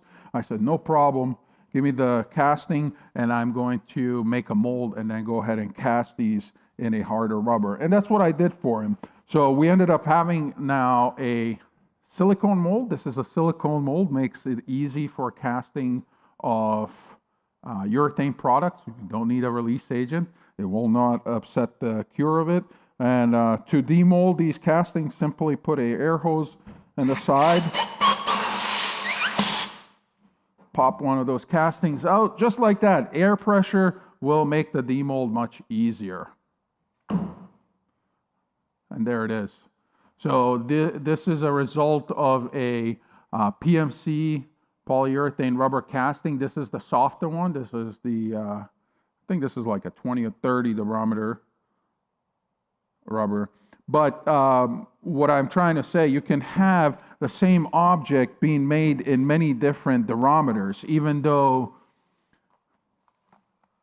you need something soft or harder, you can always fine-tune using the polyurethane products because the availability of the different material is so vast that you're going to be able to fine-tune into a material that fits your particular application. And we're going to go ahead and mix up some of that PMC-770. That is a 70 durometer polyurethane rubber.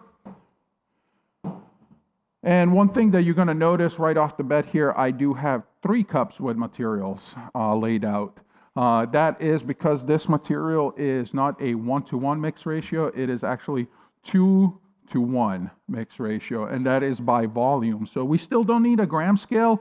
It's still a very friendly product to use, but it does have a mix ratio of 2-to-1.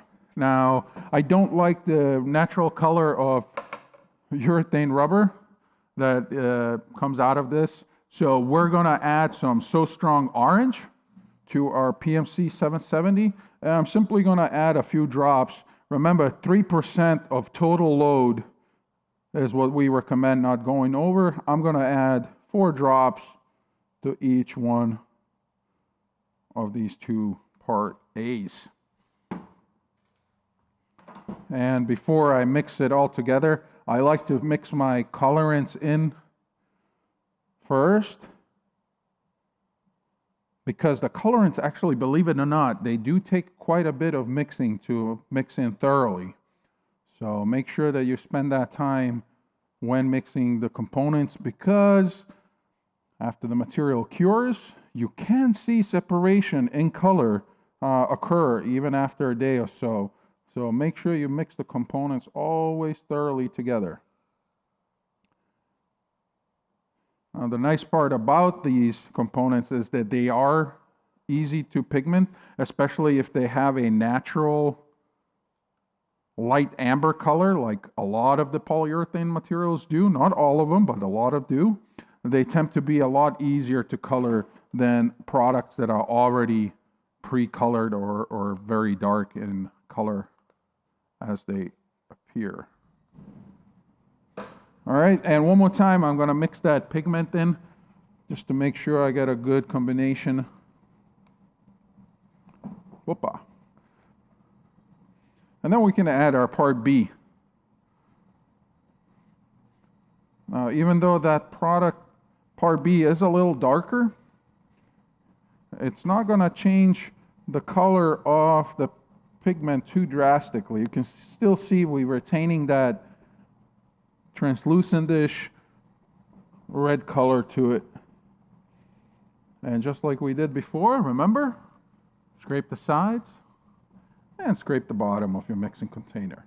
It's absolutely cheapest insurance that you have that you're mixing the components well together. And then, of course, a second clean mixing container. We're going to transfer our mixed materials.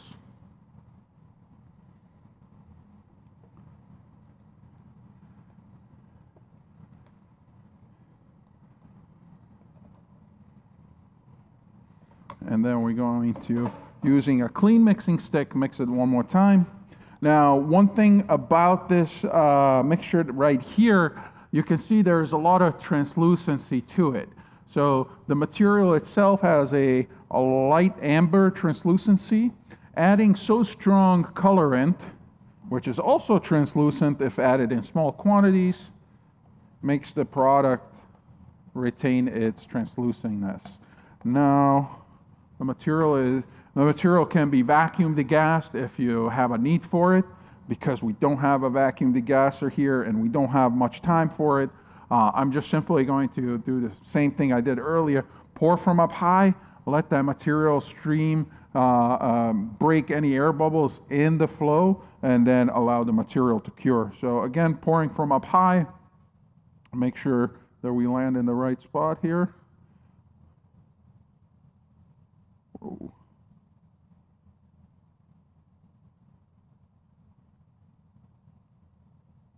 Steady hand.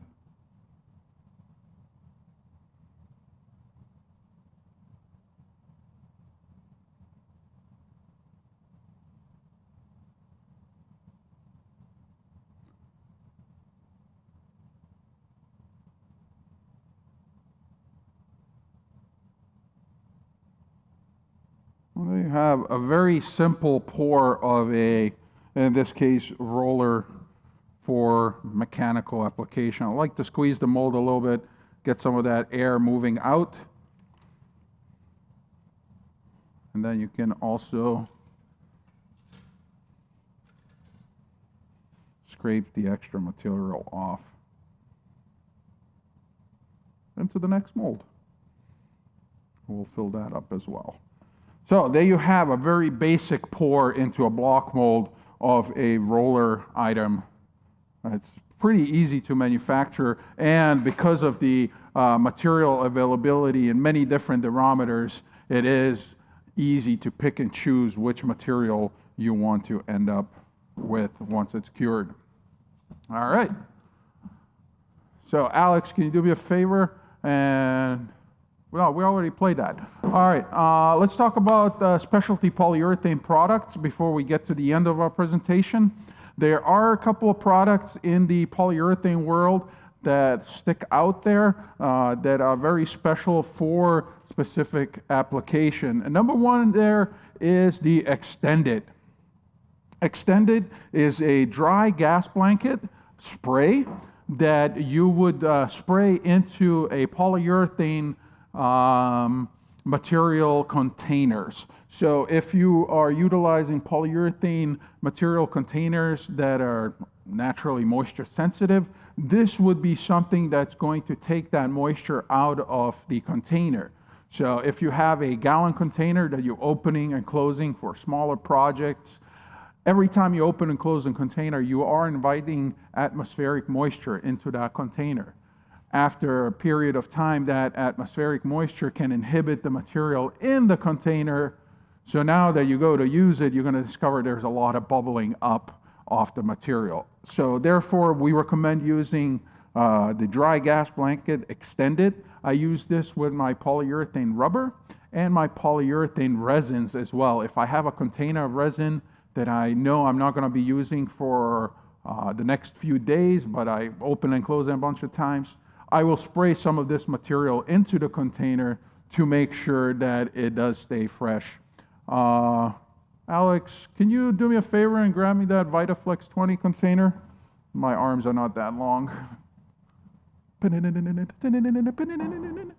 Wow, look at that. Thank you, sir. So we have our Vytaflex 20 here. This is polyurethane rubber, obviously. Now, I've already opened and closed my container a bunch of times. I'm going to store it away for a while now. I'm not going to get to it. And before I do so, I'm going to go ahead and spray some of the extended into it. Now, simply going to crack the container open like that. Take the extended spray can and stick the nozzle in there and spray away, if I can. Okay. Aha, pull tab. Oh, we got to do that, don't we? All right, so let's try that again. Oh, all right, there we go. So you're going to stick the nozzle in there, shut the lid, spray, 1001, 1002, 1003, take it out, and shut the container. So that's pretty much it. That's the application of the extended. It will keep the material in your containers usable for much longer. So again, if you're using small quantities out of larger containers, this is something definitely that I would recommend you have in your shop. Now, next product up would be the ClearFlex. This is a water clear, UV resistant urethane rubber that is usually used as an end product. So you will cast things out of it where you need the UV resistance. You want the water clarity, so if you're going to pigment the material, it's great because you're starting with a translucent material that's easy to pigment. I'll give you a couple examples, guys. I'll take my gloves off. So here are some samples. They don't really do it just. You really won't do sculptures like this. I guess you could, but this is ClearFlex 50. So it's a 50 durometer urethane rubber that's clear. You can see how bendable it is. It's quite flexible in a 50 durometer. And here's a mechanical part made out of the ClearFlex 95, it says here. So you can see that even though this is a thin cross section, you see how, let's try that better. You see how bendable that is. It's hard, but it's still bendable in thin sections. A very interesting product that has very specific application in the everyday world. But the key here is that it's a UV resistant, water clear urethane rubber that can be utilized as end casting for end results. Now, we have a couple other products that I wanted to mention that are really not urethane rubbers. You can't call them urethane rubbers because they're not rubber and they're not plastic. They are something in between. We call them elastomers.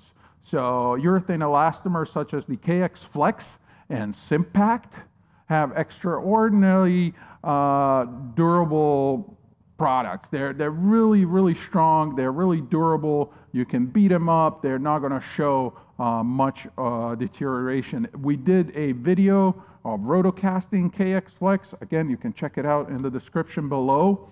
Shows the durability of the material and how much impact it can take.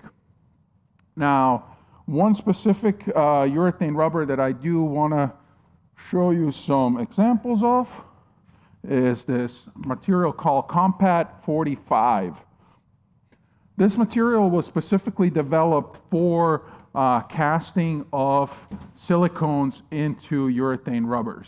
Now, when casting silicone, you really didn't have much choice. You could go with a silicone mold, but you have to use a release agent, or you can go with a rigid epoxy mold or rigid urethane plastic mold. This is a flexible rubber mold that you can cast silicone into. It is a urethane rubber that will not inhibit the cure of most silicones. So, and also you don't have to use a release agent when casting into this. So a very specialty urethane rubber product that is designed for the mold making industry, but has a very specific application with the intent of casting of silicone into it, but retaining the flexibility of a rubber mold. Compat 45 with that product. Now, one more material I do want to mention that is very, very specific is a product called Easy Spray 45. That is a sprayable polyurethane rubber compound that is specifically packaged for the use with a Easy Spray Junior gun. Easy Spray Junior is designed and made for spray application of materials, and those products already come pre-packaged in cartridges. So they don't come in these blue and yellow buckets containers. They come in cartridges ready to be put into a dispensing gun and chased through a mixing nozzle. Easy Spray 45 urethane rubber for application of mold making on large scale where you spray the material. Now, let's go ahead and talk about some common issues with polyurethane products that I think are worth mentioning. Move these molds aside. Right. And number one will be the moisture issue. Moisture is a known inhibitor for polyurethane materials, and the easiest way around moisture issues is, of course, use something like the extended product. Spray it into the containers. If you know you're not going to use them for a while, but you want to retain the material, definitely use something like the extended. Otherwise, we have a policy of telling customers, purchase only material that you can use for your project. Don't store a lot of materials on your shelves if you don't know if you're going to use it. Worst that's going to happen is it's going to sit there, it's going to expire, and material is going to possibly solidify. I know because it happened to me way too many times in my life. Next thing up is shrinkage. We all know that urethane rubbers have quite a bit of shrinkage, and it is very evident in the art industry that I worked in. We know that the sculptures that came into the foundry were tall. By the time they left the foundry as a bronze, they were quite shorter, sometimes even an inch shorter from the original. Now, that is a progression of shrinkage in the process that occurred. So the shrinkage between the urethane rubber to the model, and then the wax casting coming out of the urethane rubber, and then finally the metal coming out of the ceramic shell, each had somewhat shrinkage. If you are concerned with shrinkage for your specific projects, there's a few options here. You can either utilize a material like the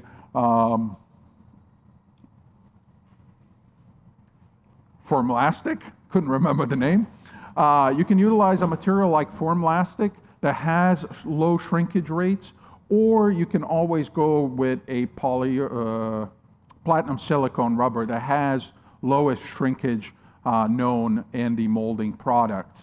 Another way to go about shrinkage in general is to anticipate the shrinkage in your project. So know the material you're going to be using for your project, know the material shrinkage of that product, know the shrinkage of the casting medium. Take those two shrinkage numbers in consideration when making the original model for your molding. So make the model X amount bigger based on the calculations of the shrinkage of your molding product and your casting medium. So there's another way that you can encounter and fight that issue of shrinkage. Long cure times of polyurethane rubber are, again, well known. Urethane rubber products typically have a cure time of 16, 24, even 48 hours. And to shorten that cure time somewhat, there's two ways that you can go about it. You can either use a product like Kick-It. This is a urethane rubber additive that you can add to urethane rubbers. And based on the amount of product you're adding to your molding, you can then anticipate the mold cure time to be X. If you need to know the exact times, they are outlined in the technical bulletin for the Kick-It. So go ahead and check that out. It's on our website, Smooth-On website, really easy to locate. The other thing you can do about long cure times is very simple. Put the mold that you poured in a warm area, somewhere where the material is going to be warmer than your working area. So if you guys are familiar with RTV materials, room temperature vulcanization, room temperature. Temperature in the room should be about 72.3 degrees. Anything above that will expedite the cure of urethane molding products.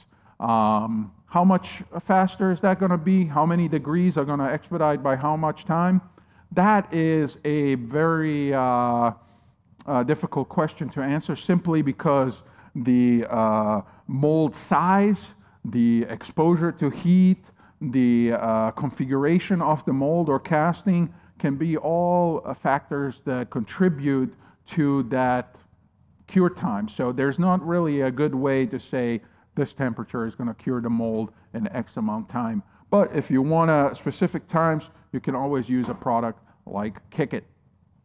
Now, bonding of molding rubber to casting medium and vice versa. If you're making a mold of something and you're taking the mold off of your original and you discover, there's areas where it's sticking, other areas are fine, but there's areas where it's really sticking, it's ripping, it's tearing.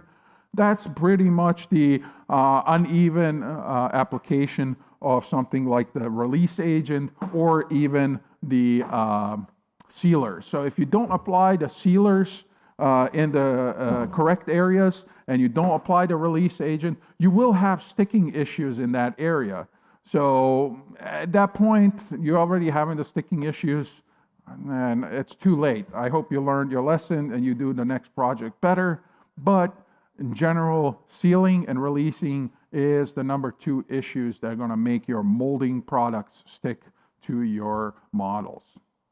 Now, if you have a mold that is not fully cured in spots, you demold your mold and there's spots here or here that it's not fully cured, it's soft here, there's streaking going on.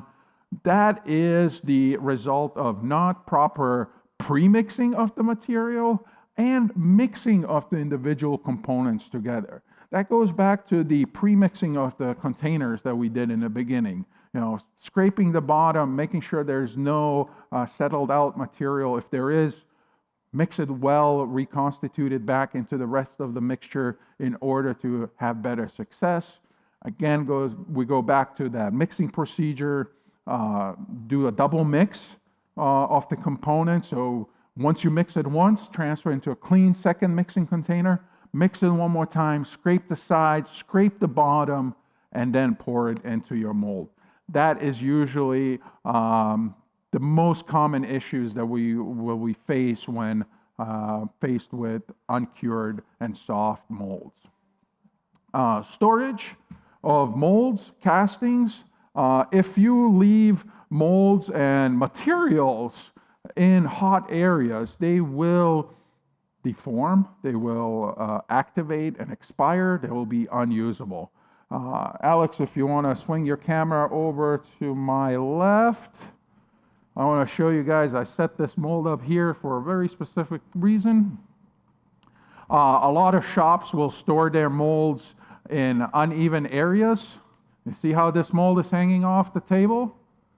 So if we leave this mold here sitting for a week, 2 weeks, 3 weeks, you know what? It's been 5 months since we last used this mold. We left it here. Once you move this mold, this corner is going to be permanently deformed. It's going to learn this position and stay down, making your castings uneven.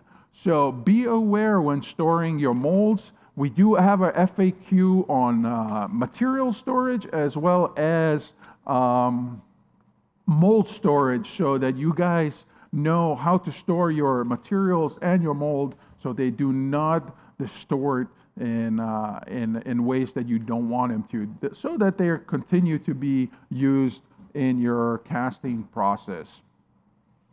Finally, I want to touch up on material sensitivity. There are people out there that have polyurethane allergies. They're sensitive to polyurethane products. Usually that is to liquid components that are still liquid and unmixed mostly. There are some people that are actually also sensitive to the cured polyurethane rubber.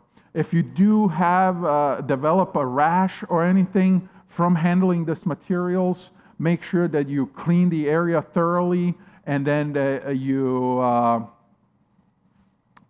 take the technical bulletin to the doctor that you go to see. Take the material SDS sheet with you as well, so the doctors know exactly what materials you were handling and what you need to do. But number one step is make sure you clean the area that is exposed with warm water and soap to remove any kind of material off of the skin.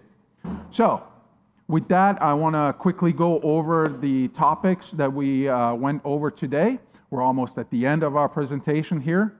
We learned about mold making with polyurethane rubber products. We talked about release agent and sealers for mold making. We talked about the differences between silicone rubber and urethane rubbers, when and why you would use urethane rubber for mold making. We talked about multi-part molds, how to thicken urethane rubbers for brush-on applications. We talked about molding rubber to casting medium, to coatings and adhesives. So all the different aspects that we see polyurethane rubbers being utilized in, as well as some polyurethane specialty products. And we touched up on common issues with polyurethane materials. Now, the materials we handled today were the Vytaflex 20, Formlastic 48, RioFlex 30, Brush-On 35. We used a thickening agent called Urethane 11. We casted some PMC-120-130, PMC-770, as well as the extended, when the universal release agent, Super Seal we talked about, and Sonite Wax, Sculptex oil-based clay. I did want to mention something else for you guys. We are coming up on February 27 with a live presentation of Makeup Pro paints. Sorry, that's the 29th. I have 27 somewhere back here. So February 29th, join us for a presentation on Makeup Pro paints. If you want to see basic application and just getting started with the paints, it's a really good way to get yourself familiar with these products. And of course, we have a concrete seminar March 19th to the 21st coming up. There are some seats there available, so if you want to join us and learn about concrete for mold making and casting, we'll love to have you here. So with that said, I want to thank you guys all for joining, and if you have any comments, let us know down in the comment section below, and make sure you follow us on our social media, YouTube channel, and whenever we have new information, we're going to make that available for you guys. So with that said, thanks again, and I'll see you guys soon. Bye-bye.